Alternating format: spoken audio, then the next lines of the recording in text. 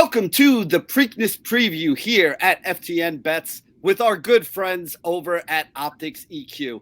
I am very excited to have the brain trust of OptixEQ, John Doyle and Miss May Hemley over here with us to talk a little bit of horse racing today. OptixEQ, for those who don't know, you know what? As a matter of fact, rather than me explain what OptixEQ does for you guys, let me kick it over to John Doyle. Let him explain it to you. John, how's it going today? How's everything been? And let the people know a little bit about what you guys do. Oh, terrific. Hey, we're an information company, and we bring information for horse racing. You're going to see nowhere else. Our information is unique. The way Emily and I approach races, even though sometimes it's differently, is very unique, but we kind of follow the same types of methods because we developed them. And, in this day and age of all this computer-generated stuff, we give the information people use, handicappers, owners, trainers use to really make their own decisions and their own strategic bets and all the rest. So you're going to see things that you've never seen before. People, if you're new to racing, this is probably a better thing because you're not going to get overly confused. We do a lot of visualization. You're going to see a lot of colors, but they all are based on fundamental handicapping principles. And it's just a great way to look at things. And let's just get into the races, and you can see what we're talking about as we go through it, Ben. Yeah, one of the reasons why I love having you guys on, as I said, I have a background in horse racing as well. And one of the things I love about, all the tools and all the charts and graphs that you guys have over there is it takes a lot of the things that somebody has to do on their own when they're handicapping a race and puts it in a nice, easy to understand way. So rather than me going and digging through 15 past performances, I could look at some of the charts and graphs you have and get that same kind of information about which horses are going to be forwardly placed towards the front, which horses are better, sitting back and making that one late run. And you can see all that in graph form and visual form, which is a lot better for everybody here. Now, Emily, I'm going to kick it over to you here for a second, because this is a very interesting Preakness that we have here. There is only one horse that ran in the Kentucky Derby that's going to be running in the Preakness here today, and that is the winner that we had, Mage. So does that mean that everybody else is afraid of this horse? I mean, he's obviously the morning line favorite, as is usually the Kentucky Derby winner most of the time when they come over. But, what are you thinking about this horse? Is he for real? Is he somebody we should be scared of? Or is this a guy that maybe we should be betting against? Yeah, well, there's a lot there, and I'll kind of work my way through in addressing that. And as far as the trend, as far as having just the one horse in the Derby, I think so much in horse racing is just trending differently. We're seeing things that historically haven't happened in the past, whether it's horses that didn't have a 2-year-old foundation that are winning the Derby, or a horse like Mage who only had 3 starts and then won the Derby light on seasoning. So again, I don't really lean a lot into that because just so many things are changing, and trying to approach each race as an individual and what that race calls for as far as assessment. Now, starting out handicapping a horse race, any horse race, whether it's the Kentucky Derby or a non-winners of 2 claimer on a Tuesday, we always want to start the process, especially from the betting standpoint, by assessing the favorite. And in this case, number 3, Mage, you can see on the plot there in that blue kind of square in quadrant 2, circle in quadrant 2, is projected to be the favorite. And I think a lot of that has to do with winning the Kentucky Derby. So what we're going to do as we go through this video is assess this horse as an individual. Make sure that he is the favorite in this race for the right reason, and not the favorite in this race because he's the horse that we just think should be the favorite because he won the Kentucky Derby. The Kentucky Derby this year was kind of a different race. We ended up losing the favorite by a late scratch. There was a lot of horses that really had something to prove coming into the race, and it unfolded more like a regular horse race than sometimes a chaotic Kentucky Derby. So I think having that foundation, keeping that in mind as we attack this race, I think is something that's even a little bit fresh and something most people aren't talking about because they're more paying attention to those historic trends that might not even apply. Yeah, and John, this is a little different race from the Kentucky Derby as well for multiple reasons. I mean, Emily mentioned a few of them. The Derby, we usually have 20 horses. I think we had 18 of them go off this year. There were 2 horses that were out at the end. The Preakness, though, is usually a much smaller field. That's why we usually even see much smaller prices on the favorites and a lot of the other horses that have a solid chance here. You don't usually get the, 40-1 winners or the 50-1 winners coming out of the Preakness that we see every once in a while at the Derby. Not that it happens all the time, but it's a lot more likely to happen in a race where you have a 20 horse field and the money's kind of spread out over everything. And the other thing that's interesting is this race is actually slightly shorter than the Derby as well, right? I think it's 1 mile and 3/16 as opposed to the 1.25 miles. Correct. That's correct. Yeah.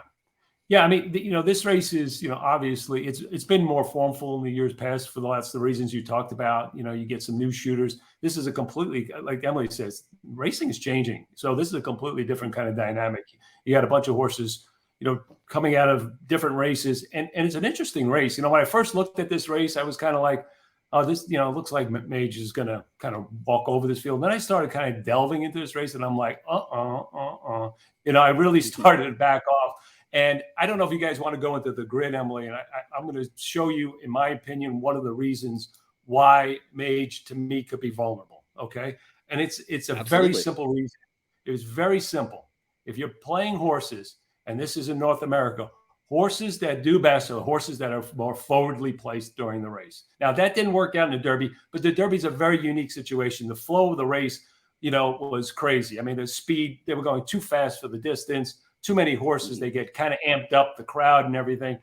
And I just think this race is a much different dynamic. You're not going to get that. And the problem with Mage, what this horse does, if you can look in all his races, he does not break well. He breaks toward the rear. He's always behind. And so that right off the bat makes a horse vulnerable in this kind of thing, because he's going to have to, you never know. When you break behind horses, you don't know the traffic problems. He's got things pretty cleanly so far. A little bit of traffic in the Derby, but he still kind of worked out a pretty good trip. So to me, that's the first thing to look at. Did you see this start? This is where these horses started out of the gate. 15th in the Derby, 11th, 9th, and 4th. This horse does have a little bit of a gate issue, and that's one of the reasons that I'm a little concerned. The other is he ran such a good speed figure and ran such a good race, and coming back 14 days, sometimes horses need a little bit more spacing. There's been a lot of discussion about the Derby and should they spread the days out and all the rest and change it. Mm-hmm. But in his case, he ran the big race. Does he regress a little bit? That's a possibility too. But to me, the big concern is, especially the way the pace dynamic looks when you look at the plot, there's not a ton of speed in this race. And so he's going to be behind horses, and he's going to be giving some of these other horses who may not be that far off an advantage early on. Yeah. So, Emily, let's talk about the plot that's up on the screen a little bit, because again, I think it's one of the best tools that you guys have. It allows me to kind of visualize where horses should be throughout the race, and a little more to John's point, also which horses kind of have a chance based on the running style that they have. So, take a look at this a little bit here and kind of explain to people what they're actually looking at and kind of what this plot actually means and is telling them. Yeah, I think you said it right, that it's a visual representation of the race shape. So it's showing you horses that are going to be on the lead first. So if you're looking at the plot from left to right, those horses being on the lead. So the 4 being stalked by the 8, the 1, the 6, 2 sitting more mid-pack, with 3, 5, and 7 off the pace. Now, as far as the shapes, the circles and squares, that has to do with finishing ability, how much finish they're going to have late. The squares have more finish than the circles. The bigger the square, the more finish. The bigger the circle, less finish. So that comes into play as far as visuals. And then, one of the things that you mentioned earlier, as far as the distance, you don't have a lot of horses that are experienced at this type of distance. It is a little bit shorter than the Derby, though not much, just a half a furlong. So we're taking the plot, even though it's a red plot fit, and I'm going to toss it back to John, because part of the red plot fit allows you to kind of look a little bit more at the form lines in the previous trips to help determine maybe a little bit closely, or maybe something where a horse is lesser exposed as far as getting a trip, or maybe overexposed off favorable trips that could have them maybe looking a little bit stronger than they are. So when we're looking at this race shape, again, I'm going to pass it over to John in a second. It looks like the 4 Coffee with Chris, one of the longer shots in this race, should be out in front early as a long shot. Would expect them to give this horse their best chance in the race, with number 1, National Treasure, and number 8, First Mission, stalking. Now, John, I know you kind of wanted to go a little bit more in depth with those horses, so I'm gonna pass it over to you, just kind of to give it a little bit more explanation as far as the trip for both National Treasure and First Mission. Okay, so the first thing, just Emily mentioned the plot fit being red, Benny, and what that means is when we look at these races from a predictability standpoint, how predictable is the plot for this race? The red plot fit means less predictable. And so there's some modeling that goes on with that and so forth, but that's kind of, don't want to bore people with it. But just think of the red not being as predictable. So there's some room for interpretation, though, but you still can use the plot and try to dissect this. So Emily mentioned the 1, 4, 8 being the horses that are going to be forwardly placed. The one is a horse that's going back to Bob Baffert. He's making an equipment change to put blinkers on. He's breaking from the rail. So when horses generally going to break from the rail and they're going to be forwardly placed, they're usually going to have to send so they don't get trapped behind horses. Now, sometimes you can work out a lucky trip, pocket trip for the trotter people, but 10, when you're going to break inside, you got a speed horse, you're going to go forward. So my expectation is that horse might be on the lead, and I think that's his best chance to do that. I'm a little bit concerned. I think the 4 is a little cheap, and you see the circle. That means he could be forwardly placed, but my concern is that he doesn't hold on. He fades in the stretch, or he fades before that. Now, the 8 is a square, so he's got some finishing ability. The problem with the 8, though, I think, especially with the addition of the blinkers and the speed that the 1's going to show, is going to put him in a much more chase kind of mode. And I think his races, if you look at his races, he's been in races with slow paces, and he's been able to finish. I think this pace, he's going to have to be pushed. Even his last race where he won, he was really off the bridle. That means he was really being pushed hard on the turn. And I think he's going to be vulnerable to keep up. If I think what happens with the intention of National Treasure with the blinkers is goes out to the front. So I think if I was kind of evaluating that, if that's the scenario, I think National Treasure wins the early pace battle. Now, what does that do to horses come from behind? We'll talk about that. But I just wanted to say from an early pace perspective, if the 1 goes, I think it makes the 4 and 8 vulnerable. And, I think the horses that will have the best chance to kind of finish the exact or the win will come from off the pace. Yeah, and that's actually a very interesting point that you just brought up there. You look at the 1 horse, and he's basically doing something that he's not used to doing right now. But I agree with you that I do think they're going to send him forward because, again, you're putting the blinkers on him. You chose the rail. That's where you want to be. There's really only one way that horse can run. So when you kind of look at that, the 4 horse is a Maryland bred. I don't think we've had a Maryland bred win this race since sometime in the 80s. So it's been a good 30-something years for that as well. There are definitely chinks in the armor for a lot of these horses that may be forwardly placed here. The 8 horse is another one, like Emily was saying before, a horse that's lightly raced and hasn't been, really tested too much. He's been able to get the lead, kind of control the pace there and see where he's going. So there is a good chance that even if these horses are the ones who go out to the early lead, that the winner or some of the horses that are going to hit the board here are going to be some of the ones that come from behind. Emily, are you looking at the way the pace is going to set up here, similar to the way John and I have, kind of talked about it?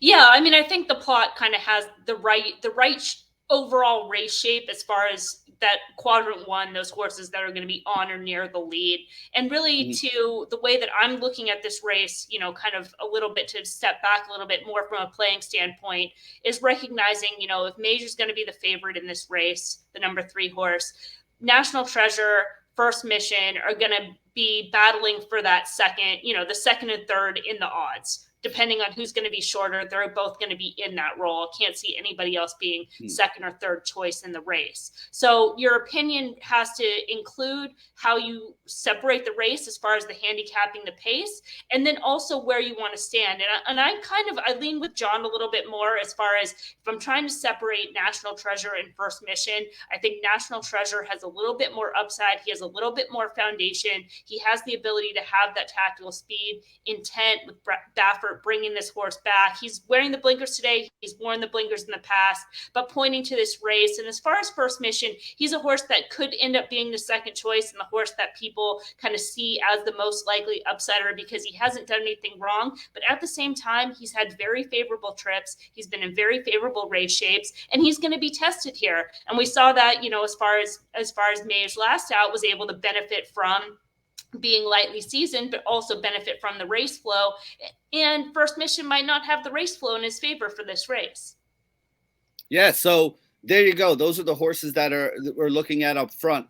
So let's talk about the second tier, right? Like, who are the horses that are going to be probably right behind those leaders that if that pace is a little bit too hot and breaks down like it did in the Derby, who are the ones that are going to get the first run? And even if it doesn't break down and one of those horses winds up, maybe slowing the pace down a little bit and being the one that's kicking for home, who do you think those ones that are going to be the first run at him are going to be? John, we'll start with you on that one. Yeah, I don't know. I think it's going to be the 7 or the 5. I mean, I think the 5's a deep closer, but I think the 5's got a chance to get a piece of this thing, in my opinion. But I think the 7, and that's Blazing Sevens, is probably maybe get first run. And all depends on the start of the 3. When you look at the plot, it looks like the 3 might be able to get the first run. But, again, it goes to the start. So I think it could be one of those two. And when you just kind of look value-wise now, again, the 3's run much faster, but the 7 is kind of maybe cycling into a better race. This is his 3rd race now off a layoff.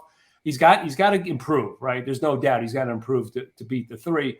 But, that's a possibility. I mean, it's just a possibility. And I think the 2 and the 6 for me are tosses. I think Emily might think differently about the 6, but I think those horses, 2 has no chance. The 6, I think, is just too cheap. And I think the 5 is in a position where he's a legitimate closer. And if things do get heated up a little bit, there's a horse that come running late, like a Morph underneath, because that's where he kind of settles into races. But he's got a shot. And I think, when I look at this race just from a value standpoint, and we'll talk a little bit about, focus and what we offer as a package, but I'm thinking like the 1, 7, and 5 are going to be better than I think they're going to be better values than the 8 and the 3 in this race. That's just kind of a sense I get in the way the race might be bet. So, Emily, before I kick it to you to talk about the 6 perform here, I actually wanted you to touch on something that John had mentioned before about the form cycle. So this is going to be the 3rd race coming back, for Blazing Sevens. Talk a little bit about what that means, the form cycle, for some of the people out there who may not be, as handicapping savvy as you guys are. Yeah, and even experienced handicappers struggle with form cycle because you're projecting something that hasn't happened yet, right? It's easy for me to read the running line and say, Blazing Sevens ran this figure last out, and he finished 3rd, and he did this. But what we're really focused on in horse players, and one of the premise of optics, is that projection.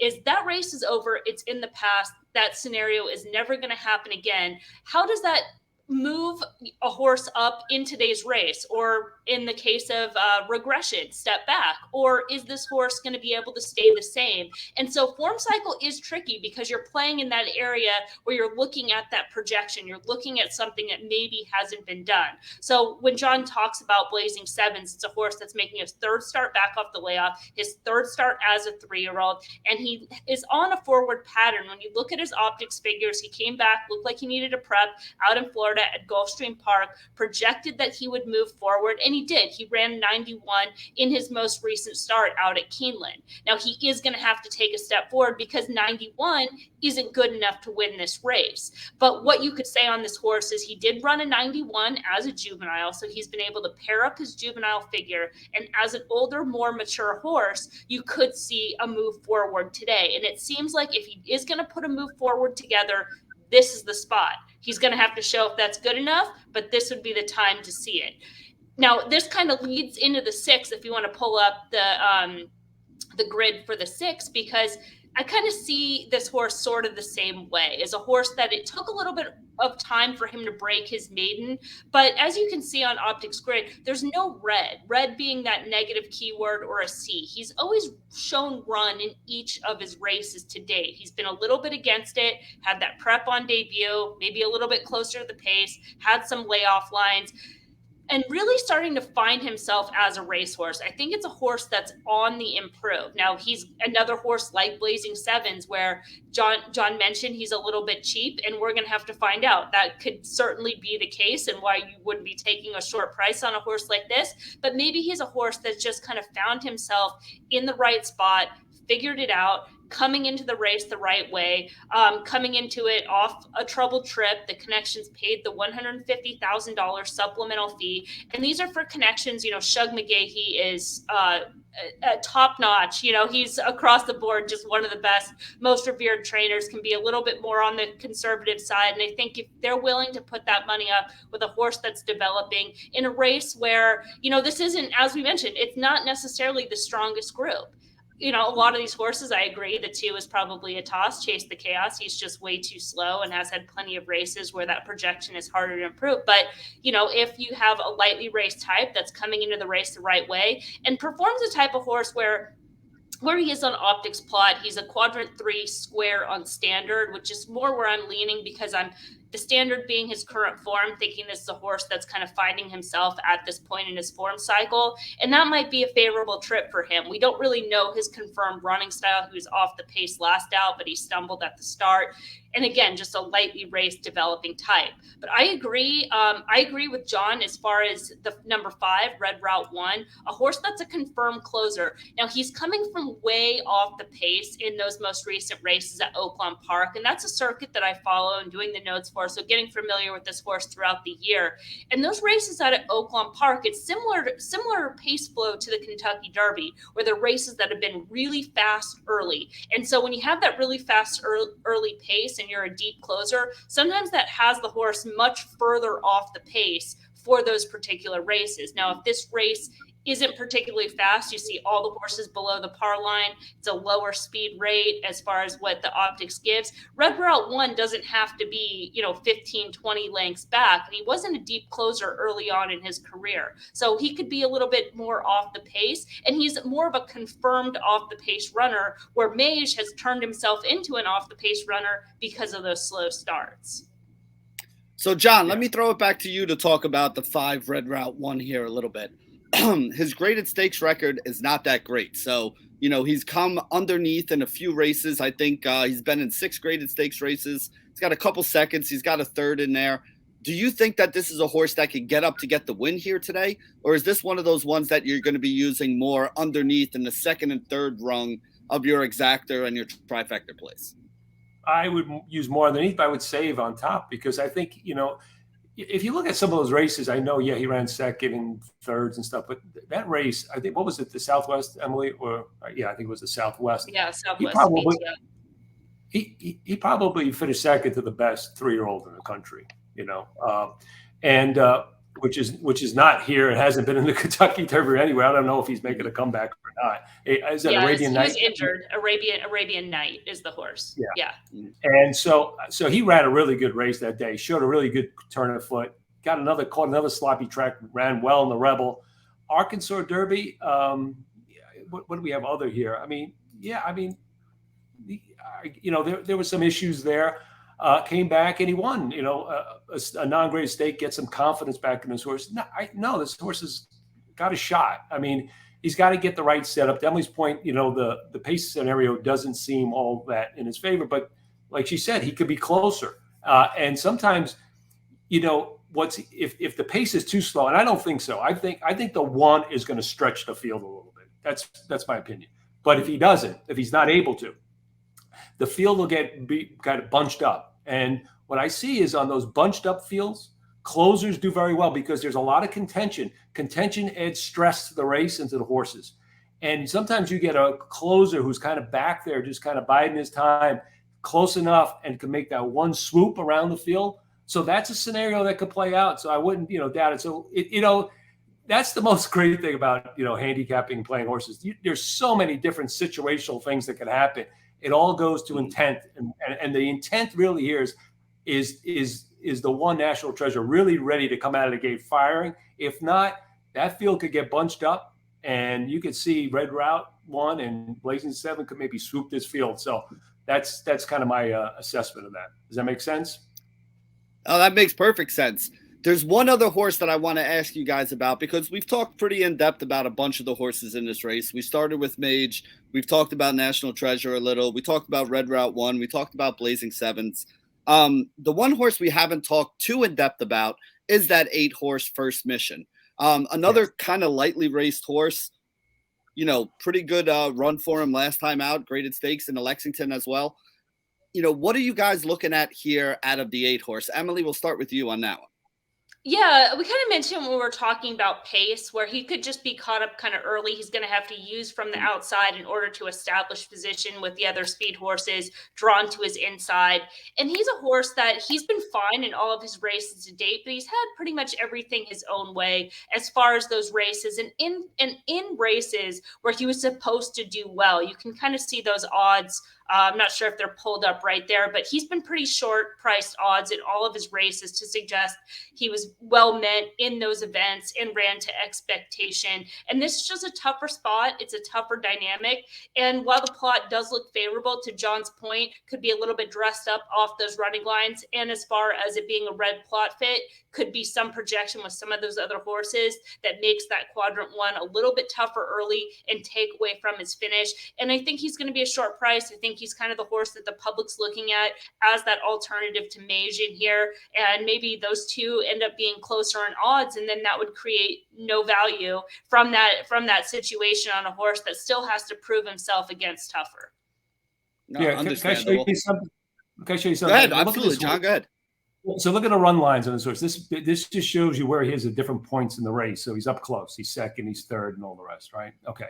So he's able to stay up close. Now the question is, because I've watched the races visually too, he's kind of been pushed, especially the last race. He was pushed to stay up close. And today, let me just show you something here, because we have this thing called we partner with Brisnet, and we have pace figures, right? So if you just sort, if you go all the way to the right and you sort on the early pace figures of these horses, you can see that he's in trouble because the 4 and the 1 are just so much, even the 6. I mean, they're so much faster than he is. Look where he is all the way down in terms of I sorted it by high to low. Okay. He doesn't have that early pace that these other horses have. So he's in a different race with different quality of horses. So if he's not able to keep up, because his run style is that he wants to be close, right? And the reason why he's a square is he's been finishing in those slow pace races. And you can see it's more prominent in the surface distance plot. You see where he is, like the 8 is well below the 4, the 1 in the second call, right? When the pace starts to heat up. And I just think that square is, he's going to be just chasing to keep up, that square is going to start moving to a circle a little bit. I know this is a little bit complicated, but it's just a dimension that, you got to kind of take my word for it. I think that's going to be the issue with him. And to Emily's point, he's 5-2. He's the horse I'd be looking to play against if the morning line is reflective of the post-time odds. And I'm going to tail that just a little bit, because it does have to do with Mage and as far as a trip as well, because he has some changes as far as standard and surface distance that they could be looking to keep Mage closer to the pace today in this race, right? Knowing that if their main horses to beat in this race are the 1 and the 8, and know that if those two horses get out in front, he can't get much separation on them. And Mage also, he broke his maiden on the lead. So, if they have the ability to show speed if they want. Now, I think that could really play into form cycle and as far as that 2-week regression and turnaround, because then they'd be taking this horse into a different dimension and even into a faster pace. So I think the trip for Mage is tricky too, right? Because then again, if he leaves himself too much to do, then he's going to have to outrun those other two horses. And we've seen when they have favorable trips, they can certainly win. So that's just kind of another knock as far as Mage is where he's going to be positioned in this race. He was able to kind of fall into a trip last out that benefit him. He's been able to show versatility so he can overcome a trip. But again, it's going to come down to getting another smart ride under Castellano in here with this race shape and race dynamic. Yeah. So one thing I kind of wanted to add to kind of give some color to the people out there who are not big, horse racing fans, or may not have understood what John and Emily were trying to go through here. Let's say you're running a race around a racetrack against your kids. You should be able to beat your kids in that race. So when the race starts, your kids are going to run out as fast as they can. You could kind of jog at the beginning of that race and save your energy for the end and have enough energy to come home and finish strong and wind up winning that race. But if you're running a race against a bunch of other people who are just as fast as you or maybe faster, and you want to get out to the front, you're going to have to work a lot harder to get out there to the front than you do when you're running against your 7 or 8-year-old and trying to beat them in a race there. And a lot of times what happens is you're going to run as fast as you can until you get tired. And horses do the same thing. If they want to be in the lead, they're going to fight for the lead they're going to try to go as fast as the other horses are running next to him. But if they're not able to do that, then they're going to tire out and wind up finishing, towards the back of the pack once they get tired. And that's the concern that, they were kind of talking about here with the 8. This horse has basically been running against your kids in the last couple of races. So he's obviously looked good and had the energy at the end. But now he's running against other horses that are probably, well, not even probably, as John showed you, that are faster than he is at the beginning, which means he's going to have to work a lot harder to stay with those horses, which means he might not have the energy that he's shown at the end of some of these other races to kick home and finish and get the win here.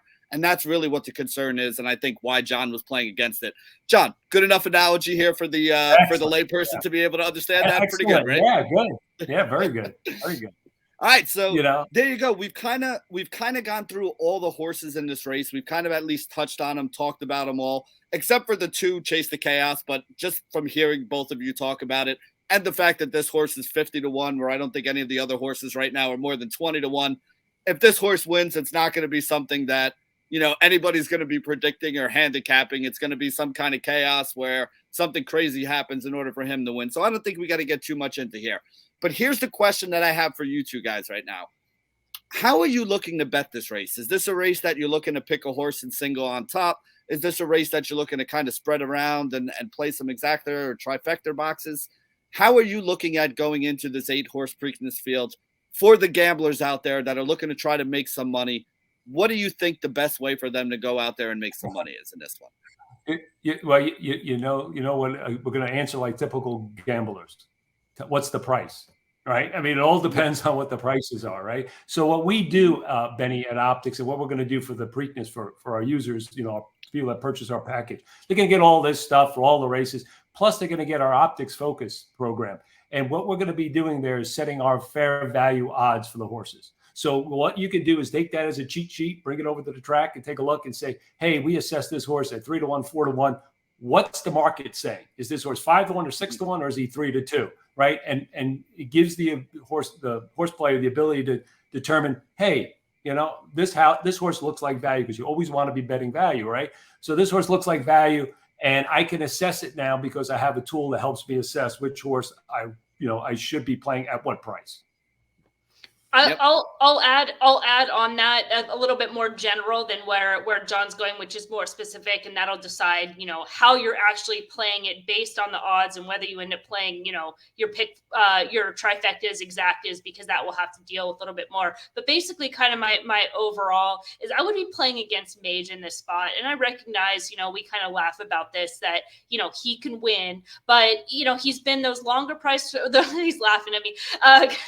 It's like an inside joke, but he's been a longer price in all of his races. And so as an individual, you're really trying to assess the fact that, is he favored in this race because he's the strongest horse in this field? Or is he the favorite in the race because you're kind of like, well, he won the Derby. He seems like the most logical in this race. But as we kind of pointed out, he has some hurdles. And anytime you can kind of start to make Knox as a favorite, that's going to create some opportunities. And if he wins and I'm playing against him, I'm not going to lose any sleep. So based kind of on my theory, and I'm looking more towards those horses that are lightly raced and can be on the improve, which is where I kind of gave an upgrade to perform.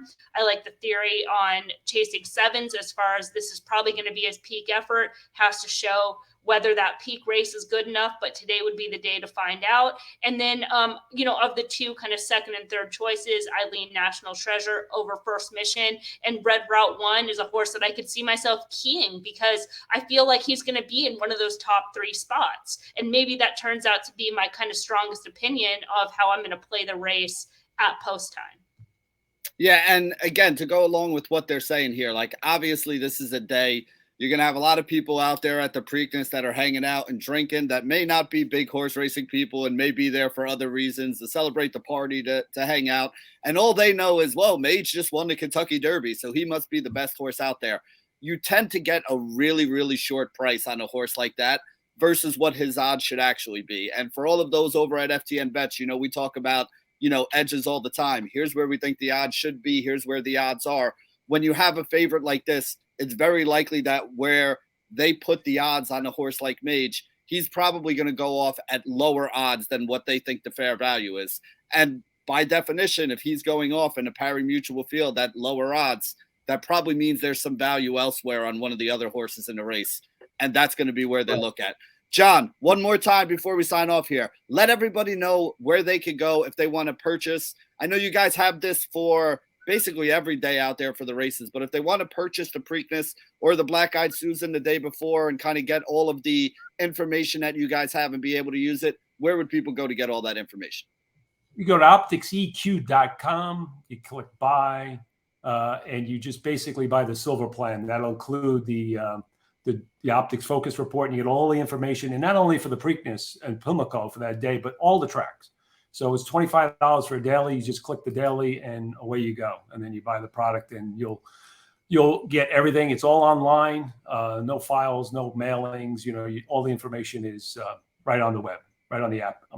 So that's that. I just want to quickly, Benny, show what I was talking about last year. For instance, early voting was a horse that we pegged. That horse, went off 5, almost 6 to 1. The focus odds were 5 to 2 for that horse.